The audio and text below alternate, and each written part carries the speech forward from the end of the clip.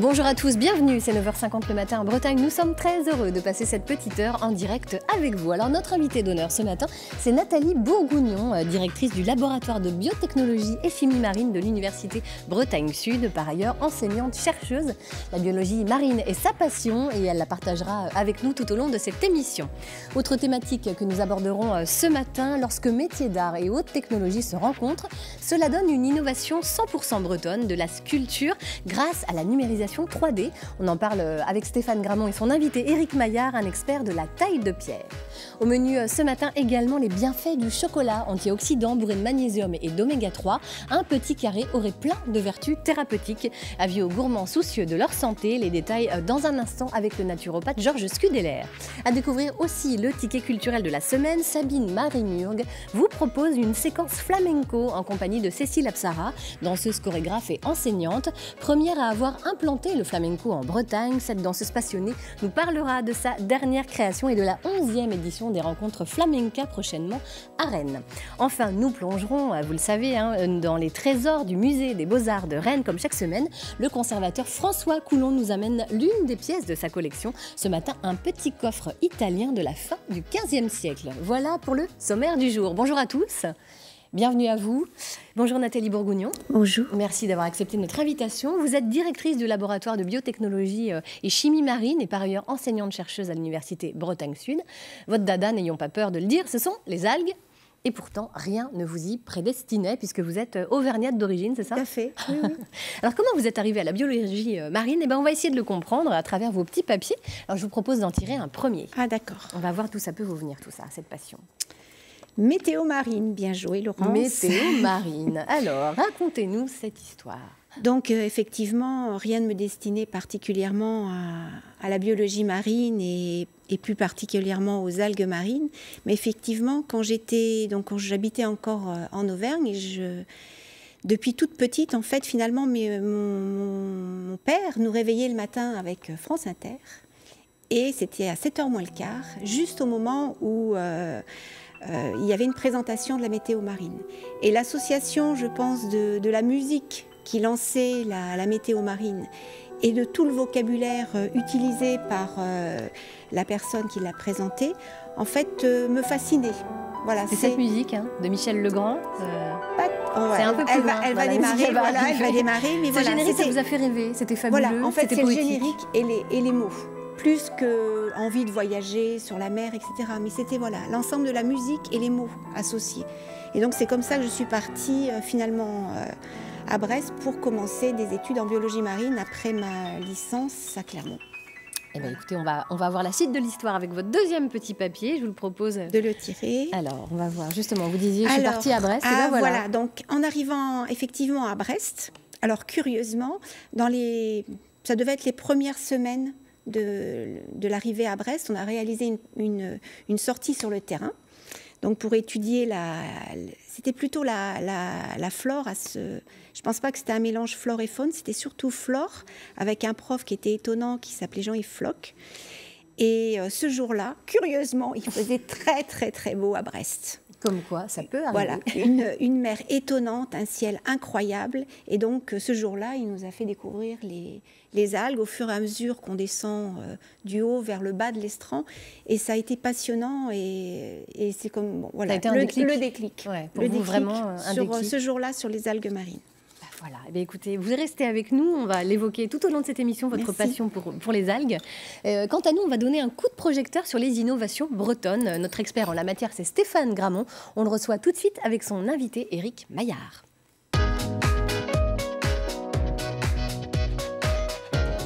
Qui arrivera tout à l'heure. Bonjour Stéphane. Bonjour Laurence, je me trompe de fauteuil. Donc vous nous parlez d'innovation. Oui, vous nous parlez d'innovation et pourtant vous allez nous faire remonter le temps. C'est pas un petit peu antinomique tout ça? Non, une fois n'est pas coutume, j'ai eu envie de faire une chronique patrimoine. Bon, écoutez. Parce que ça arrive des fois de vouloir prendre les sentiers battus. On va voyager dans le passé avec les sculptures de Roteneuf. Je ne sais pas si vous connaissez. Les rochers sculptés. On est proche du milieu marin, puisque ça se passe au bord de la mer sur des falaises de Saint-Malo, des falaises accessibles. Et dans la grande tradition de la pierre de taille en Bretagne, Bretagne et du granit en particulier. Un abbé, l'abbé Fourré, a fait une œuvre un peu tel le facteur cheval de rochers sculptés, des personnages, des ducs, le duc de Villebois-Mareuil, etc. entre 1894 et 1908. Voilà, il sculpte à même la falaise. Je vous propose de regarder un sujet tout frais de 1984. Jusqu'à présent, les sculptures de l'abbé Fouéré, c'était essentiellement l'illustration des exploits des Roteneuf, une famille de corsaires qui aurait vécu au XVIe siècle. En fait, une résurgence des exploits de Gargantua. Mais l'œuvre de Fouéré célèbre aussi l'histoire et ses héros, et particulièrement ceux de la Bretagne. L'ermite a une prédilection pour ceux qui résistent, pour les purs. Il célèbre Jeanne d'Arc, Jacques Cartier, et également les héros de l'actualité de l'époque, tel Villebois-Mareuil, qui s'illustra dans la guerre des bourgs. Le colonel de Villebois-Mareuil. Qui est ici, hein. Il est là. L'inscription est effacée. Il dénonçait à travers cette cathédrale de granit toute la bêtise des guerres, tous les exilés, tous les massacres inutiles. À mon avis, ce monument que le monde entier nous envie est, à mon sens, une épreuve physique beaucoup plus importante que celle du facteur cheval. Bon, vous feriez un excellent chroniqueur patrimoine. Ah bah, je vous remercie, ça me rassure. Et c'est justement une de ces œuvres, cette œuvre a été finie de créer à peu près à l'époque, il y a 5 générations où votre entreprise familiale a été créée, au début du siècle, si je ne me trompe pas. Et aujourd'hui, grâce aux technologies numériques, vous parvenez à restaurer une partie de ces œuvres, alors que ce sont des œuvres quand même assez monumentales. Oui, tout à fait. Donc, je vais vous poser une petite question. Est-ce que vous savez ce que c'est qu'un picao ? Un picao ? Ouais. Non, Picao. c'est une race de chien. Non. Un picao, c'était le nom qu'on utilisait pour les tailleurs de pierre il y a encore une 50aine d'années. Et maintenant, les picaos sont remplacés par des robots. Donc voilà la nouveauté un peu de l'entreprise où on a intégré la robotique à l'intérieur de l'entreprise. Parce que pour faire simple, on scanne l'œuvre. Et ensuite, le robot va la reproduire en taillant dans un bloc de granit. Intervient ensuite quand même un tailleur de pierre pour les finitions. Tout à fait, oui. C'est une intervention humaine alors. Le robot ne fait pas tout. Ouais. Suivant les types de pierre et la dureté de la pierre, il fait entre 30 à 50% de la pierre, du travail de la pierre. En gros, il fait l'ébauche du travail. Et donc, toute la partie la plus ingrate est confiée au robot.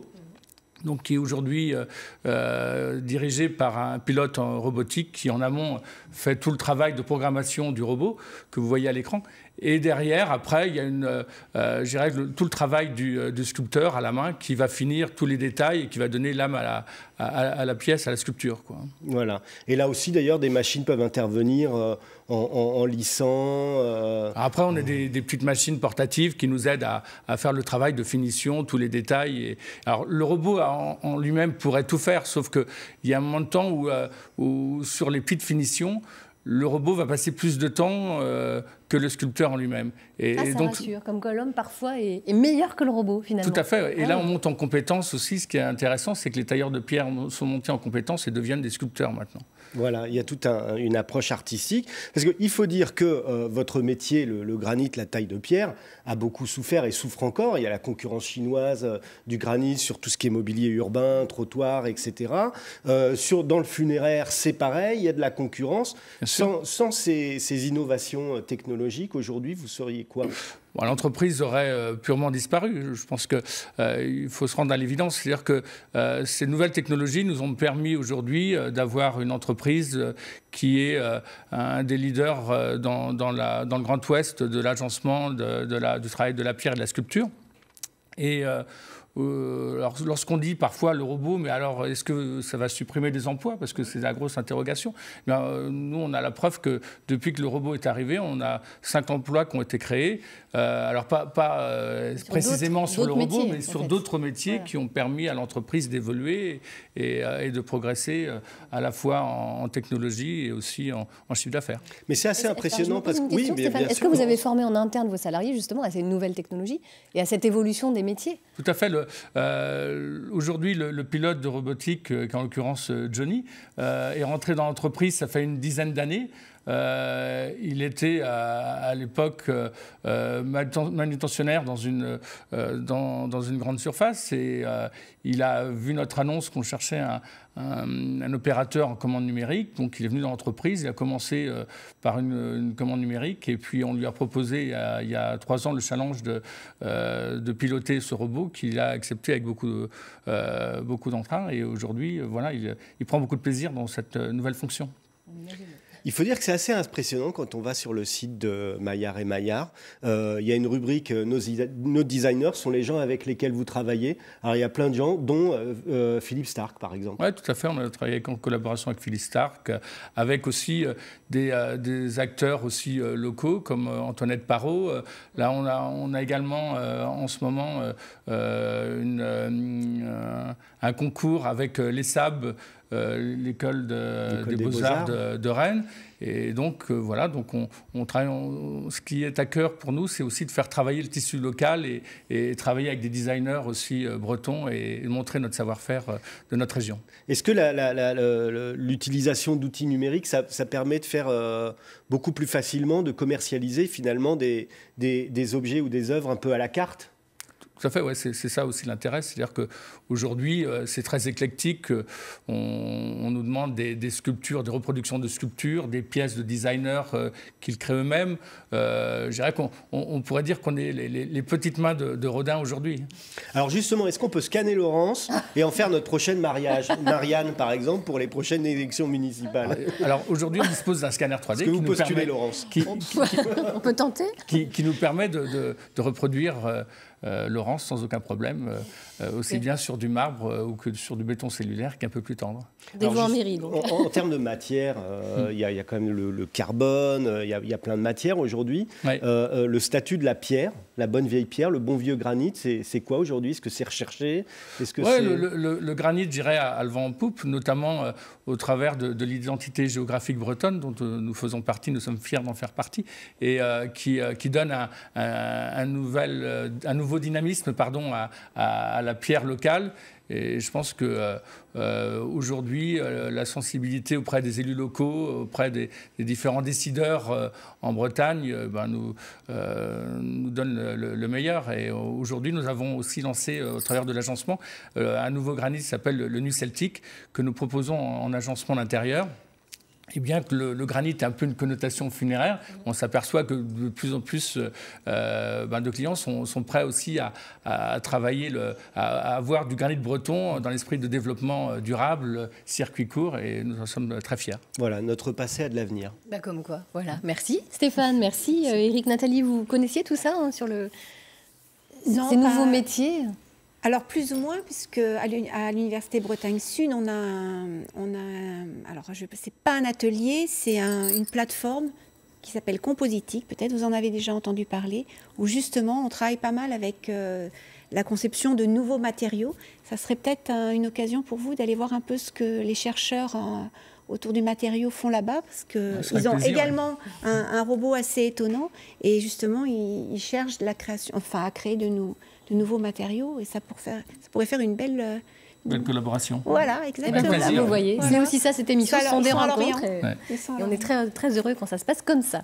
Nathalie, vous avez aujourd'hui 3 casquettes. Vous êtes enseignante à l'Université Bretagne Sud et vous y dirigez également le laboratoire de biotechnologie et chimie marine. Alors, en plus, quand on dit un laboratoire basé à Vannes officiellement, mais en fait, c'est un laboratoire sans mur aujourd'hui. Alors, voilà, c'est un laboratoire sans mur. Alors, il est officiellement à l'Université Bretagne Sud, mais effectivement, on est une équipe, on est une quarantaine, mais on est dispatché à la fois sur Vannes, sur Lorient et Quimper, puisqu'on a aussi des chercheurs de l'UBO, donc Université Bretagne Occidentale, qui ont rejoint notre laboratoire depuis 1 an. Donc, c'est en fait un laboratoire sans mur, puisqu'on s'étale de Quimper à Vannes, et on a une double tutelle, UBS et UBO. Voilà, et c'est de plus en plus fréquent, en fait. Ah oui, quasiment une grande partie de tous les laboratoires, finalement, de la Bretagne, de Brest à Rennes 1, Rennes 2, et puis nous, l'Université Bretagne Sud, globalement, on est tous un petit peu liés les uns aux autres. Et c'est vrai que l'UBS est lié en recherche, c'est vrai peut-être davantage avec les Brestois. Alors justement, vous parlez de recherche, hein, vous menez bien entendu des travaux de recherche. Sur quelle thématique précisément? On sait que vous aimez les algues, voilà. Mais c'est un peu plus précis que ça quand même. Alors, plus précisément en ce qui me concerne, hein, pas forcément l'ensemble du laboratoire. Donc effectivement, moi je travaille sur les algues marines et sur l'idée toute simple, c'est que ce sont des organismes fixés. Donc, face à un prédateur, face à un dépôt de bactéries à la surface de l'algue, face à une contrainte du milieu, la houle, etc. Comme l'algue, elle ne peut pas prendre ses jambes à son cou et fuir, oui. La façon de se défendre, ça va être la chimie. Et donc, nous, on s'intéresse aux molécules de défense qui sont synthétisées par les algues face à une contrainte, voilà, un herbivore qui vient s'alimenter, ou des UV qui sont très puissants en plein été, en haut de l'estran, quand la mer se retire. Voilà, face à toutes ces contraintes, on cherche les molécules, comment elles font pour se défendre. Alors, on sait qu'il y a une multitude d'algues. Hein. Est-ce que ce sont les mêmes mécanismes de défense, que ce soit des algues rouges, des algues vertes? Alors globalement, il y a des familles qui se retrouvent chez les vertes, les brunes et les rouges, mais en fait, tout va jouer au niveau de leurs contraintes à chacune. Parce que vous allez avoir des rouges qui vont être plus en bas de l'estran, d'autres au milieu de l'estran, les brunes seront plutôt en haut, et puis mais vous en trouvez en bas. Donc en fait, chacune, ça ne va pas être une histoire d'embranchement rouge, vert, brune. On retrouve quand même des grandes familles, mais en fait, selon leur positionnement et leurs contraintes, voilà, elles vont avoir différentes stratégies, quoi. Et ce n'est pas forcément toutes les mêmes pour toutes les algues. Vous, votre cœur de métier, on va dire, c'est plus les algues rouges, hein, c'est un peu votre domaine de recherche actuellement. Qu'ont-elles de spécifique, ces algues rouges, en fait? Alors, on s'est intéressé aux algues rouges, et plus particulièrement donc, à une algue rouge, vous avez passé la photo tout à l'heure, là, Soleria cordalis. En fait, on s'est intéressé à celle-ci parce qu'elle est très présente sur les plages de la presqu'île de Rhuys, à partir de la fin de l'été, là, jusqu'à novembre. Donc, en fait, ce qui nous intéressait dans cette algue-là, c'est qu'on pouvait l'avoir en grande quantité. Et ça fait des plages toutes rouges. Voilà. Est-ce qu'il y a des espèces d'algues qui nous intéressent par leurs propriétés, parce qu'on s'en sert, je ne sais pas, en peinture ou dans d'autres choses, qui aujourd'hui peuvent être menacées? Ou on n'en est pas là, loin de là? Alors là, je n'avais pas réfléchi à ça. J'aime bien poser des cols. Globalement, les algues qu'actuellement on valorise, que ce soit pour l'alimentation humaine ou la santé ou la cosméto, etc. Bon, globalement, c'est des algues qui sont accessibles par la culture. Voilà. Alors, il y a quelques sauvages qu'on utilise également, mais de plus en plus, vous avez toute la structuration de la chaîne autour des algues en Bretagne. C'est quelque chose qui s'est bien mis en place toutes ces dernières années. Donc, on ne peut plus faire n'importe quoi, n'importe comment. Donc, vous ne pouvez pas forcément prendre vos petits seaux et puis aller cueillir des algues sauvages.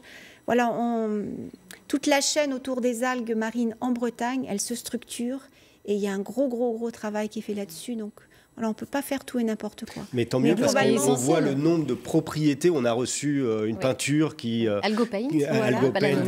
se servait des algues. On en a encore beaucoup à découvrir, j'imagine. Quelles sont les applications? Effectivement, je rebondis sur ce que dit Stéphane. Concernant ces travaux de recherche, est-ce que vous imaginez déjà des applications? Alors effectivement, donc, au laboratoire, c'est vrai qu'on s'intéressait beaucoup aux aspects anti-fouling. Donc, c'est les peintures qu'on met sous les coques des bateaux. Voilà, que vous mettez sur les coques des bateaux. Après, il faut que ces molécules, on soit capable d'en avoir en très grande quantité et pouvoir les intégrer dans les peintures. Donc ça, on s'est intéressé à ce point-là pendant plusieurs années au laboratoire, puisqu'on a une équipe qui travaille sur justement la formulation de peinture et qui essaie de les comprendre, comment elles se mettent en place, comment les produits sont relargués, etc., avec une entreprise avec laquelle on est très lié sur ce thème-là. Mais finalement, cette équipe s'est aperçue que l'idée d'intégrer des molécules anti-biofilm ou anti-fouling dans les peintures n'était pas forcément la même stratégie. Donc aujourd'hui, on a un petit peu déplacé la thématique sur la conception de nouveaux revêtements, mais qui n'impliquent pas forcément des molécules isolées d'algues. Donc, vous vous intéressez à des propriétés également médicales? Voilà, plutôt antivirales. Et puis, on rejoint l'antifouling avec antibactérien, parce que ce qui colonise les bateaux, c'est au départ les bactéries, donc antibactérien, antiviral. Et c'est vrai qu'on a mis en évidence certaines molécules qui pourraient être appliquées dans le milieu plutôt cosmétique. Est-ce qu'en Bretagne, on a un rapport compliqué aux algues? Je m'explique, parce que c'est vrai que souvent c'est associé aux algues vertes, et qui dit algues vertes dit négatif, hein, c'est un peu le côté négatif. Ça, vous en avez souffert dans vos recherches, que vous sentez Pas vraiment, peut-être à travers certains projets effectivement qui ciblaient plus des algues vertes, ça a peut-être été difficile. Mais globalement, vous voyez, nous on travaille sur Solaria qui est quand même... alors c'est pas une invasive, hein, en fait elle est arrachée. Elle pousse en profondeur, elle est arrachée, puis quand il y a un peu de tempête, paf, hein, elle vient s'échouer. Mais on n'a pas eu tellement de... Avec Solaria, on n'a pas eu vraiment de problème. C'est vrai que pour la communauté de communes et tout l'aspect touristique, c'est important qu'elles disparaissent assez vite des plages, surtout à la fin de l'été. Mais globalement, non. Moi, dans le cadre de nos travaux au laboratoire, on n'en a pas tellement souffert. Mais il y a certains laboratoires, je pense, plus sur les aspects environnementaux, qui ont dû quand même souffrir du côté obscur un petit peu, de l'ulve, de l'algue. Voilà. Vous restez avec nous, Merci. Nathalie. Hein, on sait qu'effectivement 90% de la production française d'algues vient de Bretagne. Bien, je vous propose d'en retrouver dans un champ d'algues. Et oui, ça existe au large de Bréa. C'est un reportage de Pacom Lemat et Karine Andouche. Une mer calme, des eaux claires, l'endroit idéal pour installer des fermes sous-marines. Christophe Caudan nous amène sur un de ces champs d'algues. Vu du bateau, on ne voit que des bouées sombres. Mais sous l'eau, voici des filières. Sur une corde de 50 mètres, les algues poussent pendant 6 mois et il y a des kilomètres d'algues cultivées ainsi autour de l'île de Bréa. Et là. Ah voilà, ouais. Là, c'est Voilà, là vous la voyez sur la filière. Voilà. Donc en fait vous la voyez sur la filière. Qu'est-ce que c'est donc Alors c'est des alarias. Elle a quel âge? Comment on l'a cultivée? C'est une alaria qui a été mise au mois de novembre à l'eau. Gros avantage des algues, c'est qu'elles vont pousser sans prendre de terre arable ou de terre habitable. On n'a pas de pesticides, on n'a pas d'engrais et on n'a pas besoin d'eau douce non plus pour avoir quelque chose qui deviendra peut-être un légume de la mer un jour. Là, pour le coup, je vois plus en légumes, vraiment en accompagnement. Un nouveau légume qui intéresse beaucoup ses passagers. Parmi eux, un chef étoilé. Il découvre pour la première fois l'alaria, l'une des 11 algues autorisées à la consommation en France. C'est pas salé, même si elle vient directement de la mer, elle n'est pas salée, elle est juste iodée. Voilà. On n'a pas ce côté eau de mer archi-salé qu'on ne peut pas manger. Non, ça reste très doux. Dans les cuisines, les algues servent déjà de colorant ou de décoration. Mais l'algue peut aussi se cuisiner comme un légume. Des algues avec un poisson, des algues dans une raviole ou même de l'algue cuite au jus d'orange. Et au final, voici un bar breton aux 3 algues vertes, brunes et rouges. Croustillant. Croustillant. Elle n'a pas le même goût d'ailleurs. Non. Et c'est la première fois que vous c'est la première fois que j'utilise. J'ai jamais utilisé cette algue-là. Alors disons que ça va arriver à la carte. Les algues se vendent actuellement dans les boutiques spécialisées. On les retrouve dans les pâtes, les soupes et même le thé. Facile à conserver, facile à cuisiner, elles auraient en plus des vertus sur la santé. Il n'y a pas de graisse, c'est très peu calorique. Donc en fait, c'est un cocktail assez intéressant et qui correspond à un peu nous apporter un équilibre alimentaire si on avait un petit peu d'algues tous les jours dans notre alimentation. Le marché des algues alimentaires est en plein essor. Le nombre de fermes sous-marines a doublé en 10 ans. Avec 2500 km de côte, la Bretagne compte bien profiter de ce nouvel or vert. Pas facile. Un or vert, effectivement, avec 70 000 tonnes d'algues par an. La France, grâce à la Bretagne, occupe le 10e rang mondial. Et le saviez-vous, c'est la Chine qui est le premier acteur mondial avec une production de plus de 10 à 20 millions de tonnes chaque année. C'est impressionnant quand même. Voilà. Ce sont des gros consommateurs. De aussi, gros consommateurs. L'algue est là prise comme c'est un légume, donc forcément, on n'a pas cette même culture en Bretagne. Nous, c'est pas forcément le légume. Mais ça peut venir. C'est une question d'évolution justement dans nos mentalités. Ça vous a fait réagir également, Éric Maillard, ce reportage? Oui, tout à fait. Parce que en ce moment, nous sommes en train de faire des essais avec la société Algopac pour voir la possibilité de pouvoir sculpter à partir du robot des blocs d'algues. Donc voilà, on est dans les premiers essais et on espère que ce soit concluant dans les semaines à venir. Quelle serait l'idée d'utiliser cette matière? Alors l'idée, c'est de voir un peu comment est-ce que le robot peut sculpter ces algues. Et après, au niveau des formes, on est en train de voir un peu quelles formes on peut sortir, des formes géométriques ou des formes plus avec un mouvement de sculpture. Donc je dirais que pour l'instant, on est plutôt en test. Ça tâtonne. Voilà, exactement. Vous intégrez directement en fait les algues dans le matériau. Oui, c'est-à-dire qu'on nous a fourni un bloc d'algues qui est compact, sec. Et puis voilà, donc on est en train de faire des essais aujourd'hui. On arrive à le progrès. Voilà. Ouais. Allez, je vous propose maintenant un peu de gourmandise, mais terrestre cette fois-ci. Les amateurs de chocolat vont être ravis. On va leur donner de bonnes raisons de continuer à en manger parce que le chocolat aurait des vertus thérapeutiques. On en parle avec le naturopathe Georges Kudeler qui nous rejoint.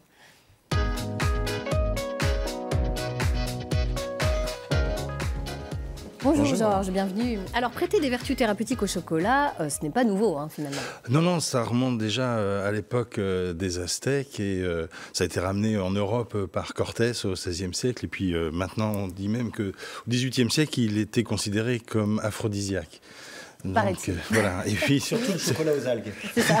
Mais pourquoi pas, oui. D'ailleurs, il a été mis au point sous une forme thérapeutique à l'époque de Marie-Antoinette. C'est le pharmacien de Beauvais du roi donc Louis XVI qui a mis au point ce chocolat sous forme solide, puisqu'avant il était consommé sous forme plutôt liquide. Ouais.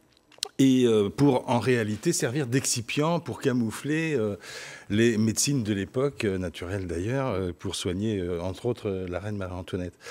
Et puis, donc, c'est comme ça que les pistoles thérapeutiques sont apparues sur le marché. On en a fait des produits aphrodisiaques, bien sûr, mais stimulants, calmants, alors justement, régénérants. Vous évoquez les propriétés. Qu'est-ce qui fait que le chocolat est bon pour notre santé, très concrètement? Alors, en réalité, on va avoir beaucoup de ce qu'on appelle des polyphénols. Enfin, en gros, ce sont des antioxydants. Oui. Il y a dans le chocolat à peu près autant d'antioxydants qu'on en a dans les baies de goji, par exemple. C'est impressionnant. Voilà. Comme donc, c'est un côté qui est très important parce que ça va permettre à la fois d'améliorer le flux sanguin, ça va permettre de limiter la dégénérescence la neurodégénérescence.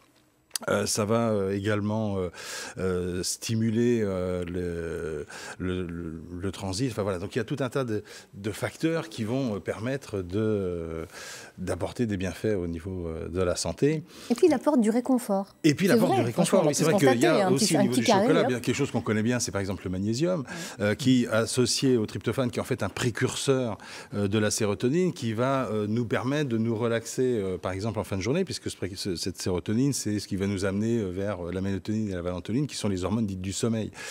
Donc, consommer du chocolat en fin de journée, ça va nous permettre d'avoir aussi un meilleur sommeil.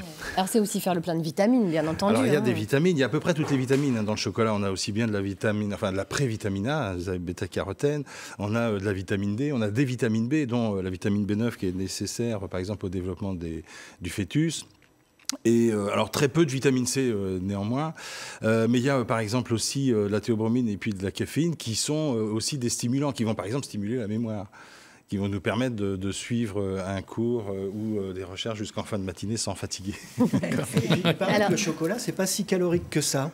Ah, alors non, parce qu'il y a ça. Oui, parce qu'il y a aussi ça quand même. En gros, le chocolat, c'est à peu près 500 kilocalories. Non, ce qui est important, c'est le sucre qu'il y a dedans. Parce que ça, c'est un côté qui peut être un peu délétère. Et on parlera tout à l'heure de produits qui ont très peu de sucre et qui vont avoir des indices glycémiques bas et qui vont permettre d'être consommés également par des personnes qui sont sensibles au taux de sucre. Alors, c'est ça, justement. C'est une nouveauté, l'oméga choco. Il s'agit de quoi exactement ? Alors, c'est un produit artisanal qui a été mis au point par un chocolatier, puisqu'il y a beaucoup de recherches. Il a été primé d'ailleurs à Genève en 2008 au Salon international de l'innovation, et il intègre des graines de lin écrasées. Et c'est ce qui en fait sa particularité, parce que le lin contient en particulier des oméga 3 qui sont extrêmement bénéfiques, là aussi pour la santé. Ces études ont d'ailleurs été publiées et résumées dans un livre qui a été coécrit par Jean-Claude Berton, par le professeur Cabrol et également également Joyeux, le professeur Joyeux. Donc, si vous voulez, cet ensemble de propriétés qui avantage le système cardiovasculaire, qui permet aussi, grâce aux fibres, d'améliorer le transit. Les oméga-3 ont un rôle très important parce que ça va se mettre en synergie avec les antioxydants qui sont, comme on l'a dit tout à l'heure, les polyphénols du chocolat, et qui vont donc retarder, par exemple, les maladies neurodégénératives, protéger le système cardiaque, protéger les vaisseaux sanguins. Donc, ouais, ça, c'est le professeur Cabrol qui nous le dit également. On peut consommer quelle quantité de chocolat par jour? Allez, déculpabilisez-nous. Oui, C'était un peu la question de ça va dépendre un petit peu des objectifs. Ouais, ça va dépendre un petit peu des objectifs. Chocolat sur ordonnance. Voilà, c'est un petit peu ça, oui. Si par exemple on veut retarder les maladies neurodégénératives, on va dire que 2 carrés par jour peuvent suffire. Par contre, ce qui est important, c'est de les laisser fondre dans la bouche parce que ça va agir également directement au niveau du cerveau par le système olfactif et en même temps passer plus rapidement au niveau des principes actifs, au niveau du sang, parce que la bouche est évidemment très vascularisée. Et puis, si on veut... Alors, c'est tout à fait paradoxal, parce que si on veut avoir un effet pour être mieux rassasié lorsque l'on veut perdre du poids, on peut aller jusqu'à en consommer 8 carrés par jour. Ah oui, si on veut améliorer son sommeil, ça va être 4 carrés en fin d'après-midi, par demi-carré, toujours à laisser fondre dans la bouche. Quel type de chocolat? J'imagine qu'il ne suffit pas d'aller prendre une tablette dans le supermarché. Non, ce qui est important, c'est qu'il faut que le chocolat, d'abord, soit bien travaillé, qu'il soit préparé, évidemment, plutôt avec des produits bio, et que les matières grasses ne restent que du beurre de cacao. Ça, c'est la qualité du travail artisanal. Hein. Et de notre côté, c'est vrai qu'avec les oméga-3 que l'oméga choco va contenir, eh bien, on va avoir toutes ces propriétés qui vont être maximalisées, comme on l'a expliqué tout à l'heure. Plutôt du chocolat noir. Et en plus, également, avec un indice glycémique bas, bien sûr, on est plutôt sur du chocolat noir, avec au moins 70% de fèves. Merci, Monsieur Gourmand. Merci beaucoup, Georges Kudeler, de nous avoir déculpabilisés et de nous avoir rappelé que le chocolat, oui, c'est bon pour notre santé. C'est vrai. Chocolat et algues, ça peut se mélanger, Nathalie? On peut rebondir. Je pensais à ce que vous disiez juste au départ, qu'il était né quelque part chez les Aztèques.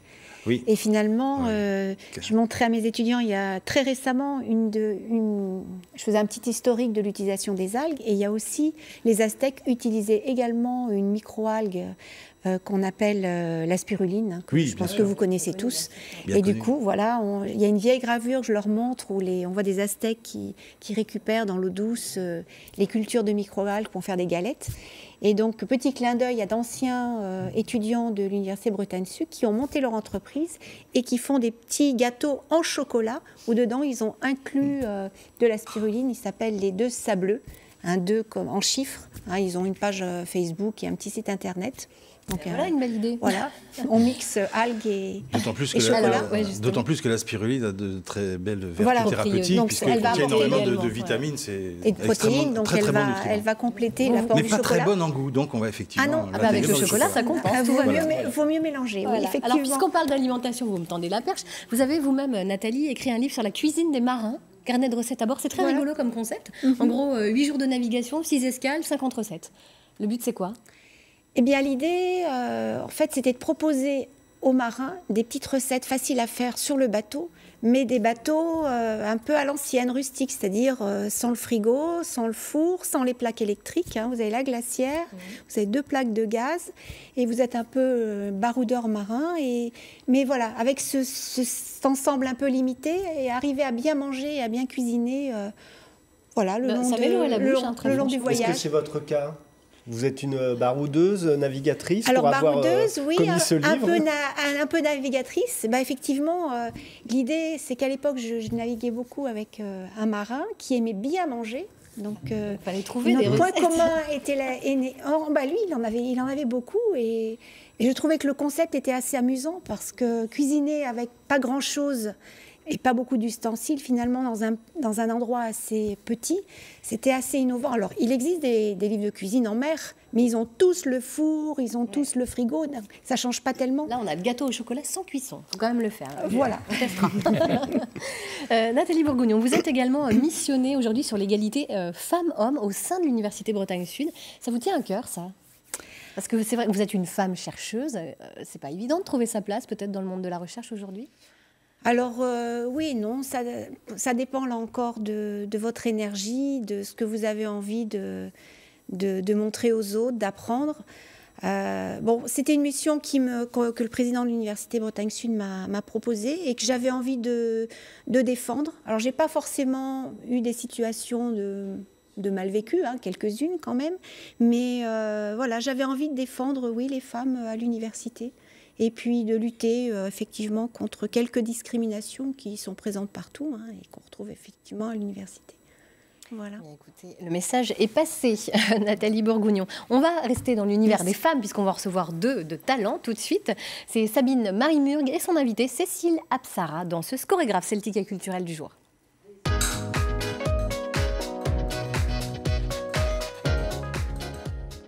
Sabine, bonjour Cécile qui arrive. Hola, ¿qué tal? Hola, ¿qué tal? Hola, ¿qué pasa? Voici tout feu, tout flamenco, la danseuse chorégraphe Cécile Apsara. Qui a son éventail avec elle, bonjour. bien caché. Mais ma mantille, mon éventail. Tous les accessoires sont là. Tous les accessoires. Magnifique. Aussi là, comment ça s'appelle? Ça, c'est la peineta. La peineta. Qu'on met avec la mantille par-dessus. Ça, c'est une très ancienne mantille. Que j'utilise plus parce qu'elle est trop fragile.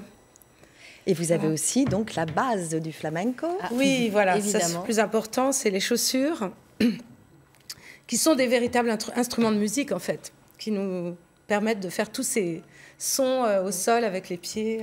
Voilà. Donc Cécile, vous êtes danseuse, chorégraphe, autrice. Vous avez fondé votre compagnie Apsara à Séville il y a plus de 20 ans. Vous êtes aussi professeure de danse, mais c'est la première à avoir implanté donc, le flamenco à Rennes. D'où vous vient cette passion? Parce qu'en fait, vous n'êtes pas vraiment gitane. Non, je suis née à Paris et je suis partie vivre en Andalousie en 1986, donc ça fait déjà un moment. Et c'est venu par le théâtre, par la découverte par un ami avec qui je faisais du théâtre. Et vous avez été formée par des grands maîtres. Vous avez quelques personnes marquantes? Oui, bien sûr. J'ai eu beaucoup de maîtres différents, extraordinaires, comme Farruko, donc, qui a été pour moi... quelqu'un qui m'a beaucoup marqué quand j'ai commencé, Manolo Marin. Et une femme aussi. Angelita Vargas, qui est pour moi vraiment une très très grande danseuse, qui est venue à Rennes plusieurs fois. Parce qu'à Rennes, vous avez monté donc votre compagnie Apsara. Voilà. Et je l'avais déjà montée avant, hein, en Espagne. Ouais. Et à Paris aussi, on a joué au théâtre Mogador, en particulier, mais bon, dans plein d'endroits. Et pourquoi vous avez choisi... À Rennes, oui, bien sûr, en Bretagne, oui. Pourquoi vous avez choisi la Bretagne? Eh bien, en fait, j'avais des attaches ici par ma sœur, et son beau-frère vivait à Brest. Et donc, je suis partie vivre, enfin, pas vivre, mais au début, je donnais des stages parce que j'étais accueillie, j'avais des points de chute. Et mes parents avaient aussi une maison au-dessus de Brest. Donc, du coup, j'ai commencé en fait plus du côté de Brest, Quimper. Et puis, à Rennes, on m'a appelée, on m'a demandé de venir. Donc, le Centre culturel espagnol m'avait très bien accueillie à l'époque. Ça fait déjà donc la 20 ans. Bretagne, terre d'accueil du flamenco aussi. Du soleil. Ouais, du soleil, vous apportez le soleil. Alors, il y a beaucoup d'images d'Épinal autour de la danse flamenco. Pourtant, c'est loin d'être une danse folklorique.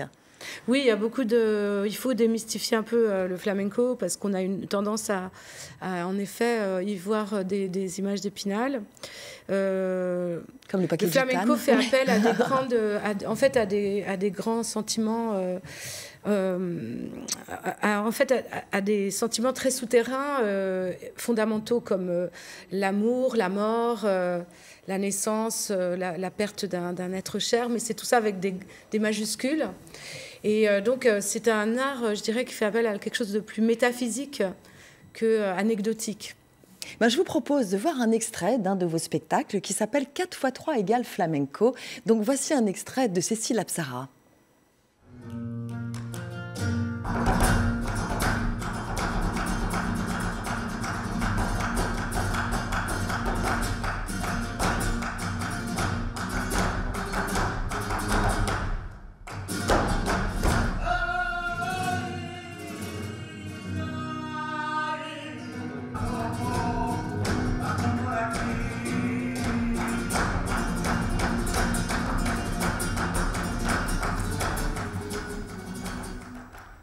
Quelle Joli. énergie.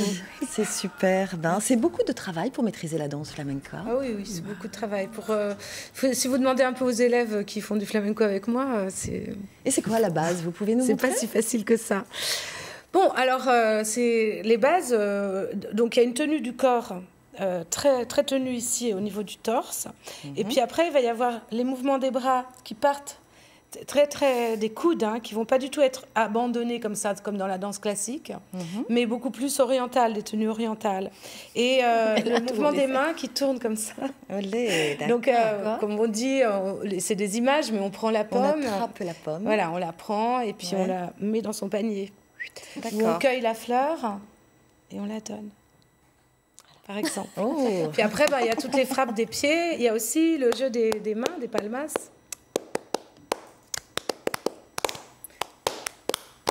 Eso es. Voilà. Donc tout ça, c'est un... C'est la base. Voilà. Alors là, vous accueillez bientôt un temps fort. Racontez-nous. Bientôt, on va donc les rencontras flamencas, c'est un jeu de mots, on appelle ça plutôt les rencontres. Depuis 2002, sont un temps fort, oui, autour du flamenco, puisqu'on fait venir des grands maîtres qui viennent à Rennes pendant une semaine à peu près. Et donc, pendant une semaine, on ne parle que flamenco, au Triangle en particulier. On l'a fait aussi à l'Opéra de Rennes et au Centre culturel de Cesson-Sévigné. Et c'est vraiment des moments très, très forts, oui, parce que on est que autour de cette culture. Et ça permet aussi de voir où on va, comment ça se passe chez les tout grands actuels, quoi. Alors, quelles sont les grandes pointures que vous invitez justement cette Donc, année? il y a eu Andrelita Vargas. On a fait venir aussi un très grand danseur qui s'appelle Manuel Soler. Et cette année? Et cette année, c'est Manuel Lignan, qui est donc le prix national de danse d'Espagne 2017. Donc, c'est un des plus hauts prix de danse qu'on puisse recevoir au monde. Hein. C'est vraiment... C'est un excellent danseur et très, très innovateur aussi, très, très créateur, très d'aujourd'hui, je dirais. Vraiment. Et si on regardait ce qu'il fait, justement, un extrait de son spectacle Réversible, tout de suite, Manuel Lignan.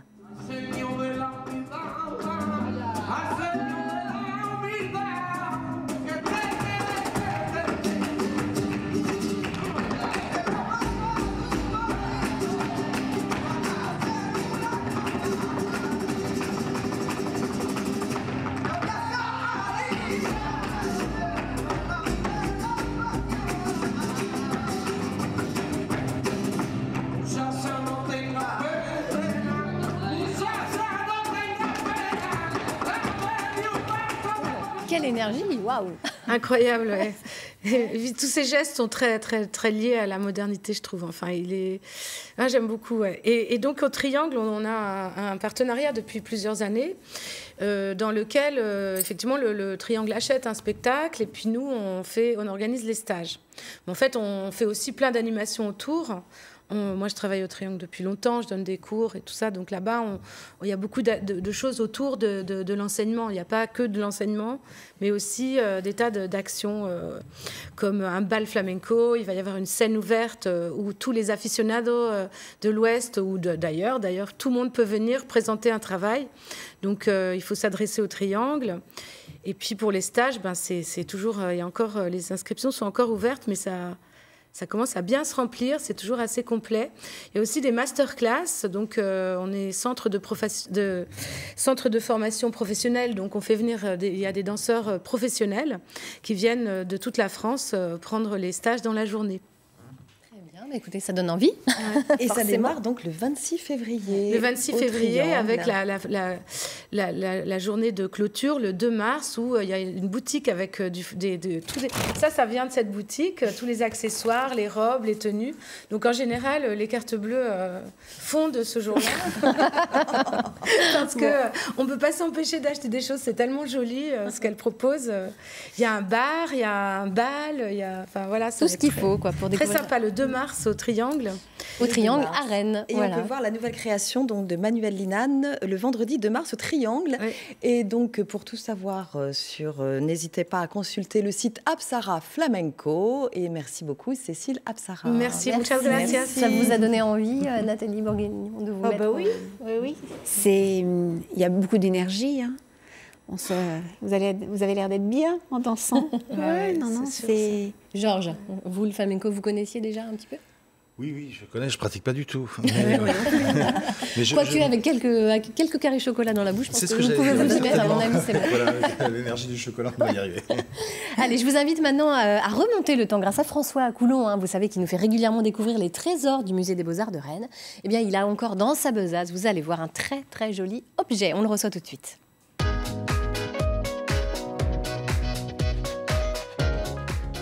François. Bonjour. Toujours avec vos petits gants blancs, toujours avec un joli petit coffre aujourd'hui alors. Un coffret, oui, les gants blancs c'est pour pas tâcher parce qu'en fait c'est un objet qui est qui est restauré et donc on essaye d'éviter de les abîmer. Alors là je suis venu avec un petit coffret en effet qui date du début du XVIe siècle, qui fait encore partie de la collection de Rebien. Donc pour le voir plus en détail il faudra revenir au musée, je sais que vous venez régulièrement, on y revient. Il faudra revenir.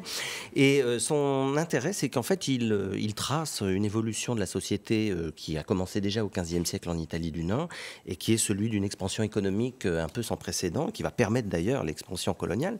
Et vous avez toute une série d'aristocrates, mais aussi de riches bourgeois qui revendiquent d'avoir ce type d'objet que seuls les grands aristocrates pouvaient avoir, puisqu'on faisait des coffrets seulement en ivoire. Donc il fallait beaucoup de temps, ça coûtait très cher. Et là subitement, voilà, c'était très précieux. Et là subitement, on trouve des trucs. On peut les faire en série. Donc on débite du bois et puis on va mettre des plaques dorées par-dessus, et puis on va faire ce qu'on appelle de la pastaglia, qui est cette espèce de pâte, qui est un plâtre moulu, qu'on va mélanger à de la colle et qu'on va cuire, et donc ça permet de faire des petites figures. Et donc là, vous avez un atelier qui fait ça à la chaîne, et donc après on va coller ça sur le petit coffret. On n'a pas l'impression que c'est à la chaîne, vu la oui, finesse. Ça reste très artisanal, et en même temps, quand on regarde, en effet, c'est très fin, très délicat, très joli. Alors l'intérieur de ce coffre. Alors en fait, quand on ouvrait, aujourd'hui il n'y a plus rien, parce que ça servait à mettre des bijoux, des petits objets personnels, de l'intimité féminine. Et aujourd'hui, en effet, on ne voit plus... il y a un élément qui nous échappe, c'est quand on ouvrait le coffret, on était tout de suite saisi par l'odeur de ce coffret. Ça sentait quoi? Mauvais? Non, ça sentait très très bon. Ça sentait le cèdre, et en même temps, comme la pastaglia était trempée dans du musc aussi, ça sentait très très bon. Et ça permettait, on croyait à cette époque-là, je ne sais pas si c'était aussi efficace que les algues et le chocolat, mais ça permettait, croyait-on, de repousser les maladies et d'avoir une ambiance saine, puisque les bonnes odeurs permettaient effectivement de ne pas attraper de microbes. Donc on ouvrait son petit coffre, on respirait très voilà, fort, ça sentait très bon. Et évidemment, c'est lié aussi à l'hygiène féminine, donc au parfum, le fait d'être propre.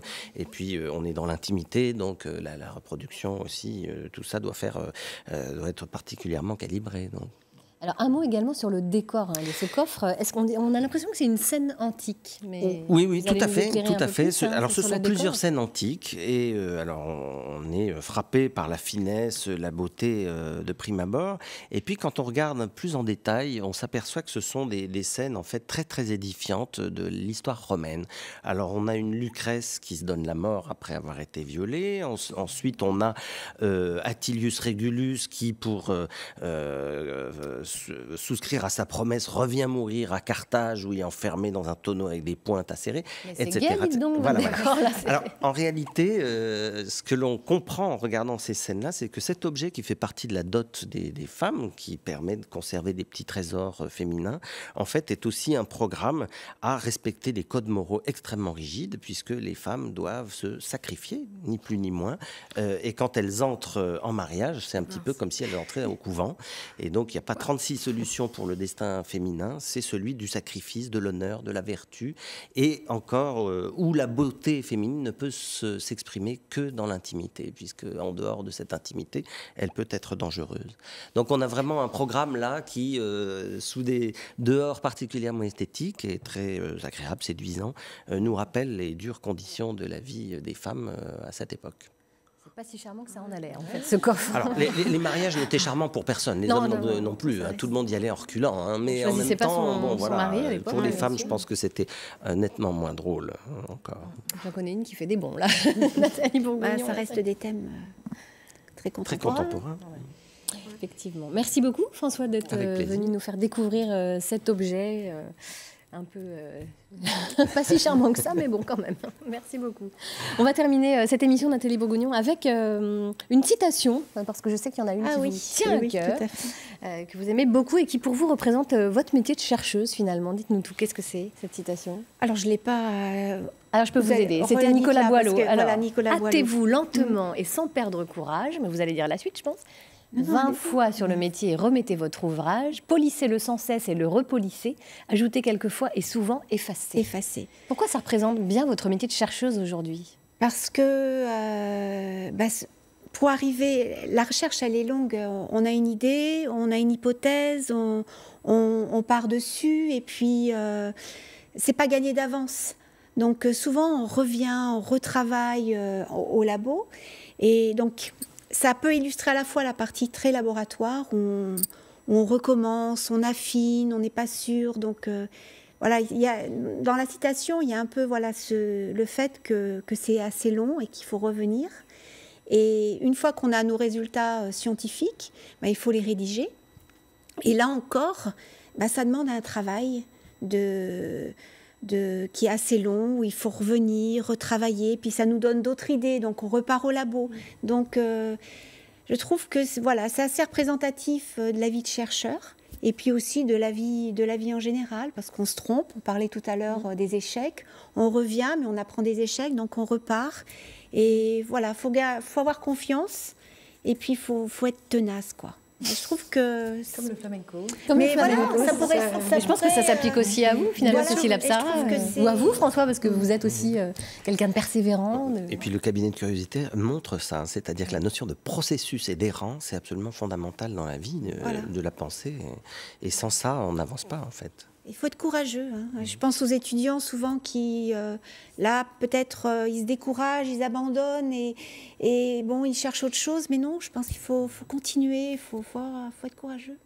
Joli message. Nathalie Bourgognon, merci beaucoup d'avoir été à nos côtés. Merci à tous d'avoir été dans cette émission. 9h50 le matin. Vous retrouverez demain votre matinale. Nous recevrons Gérard Pont, producteur et président des Francopholies de La Rochelle et du Printemps de Bourges.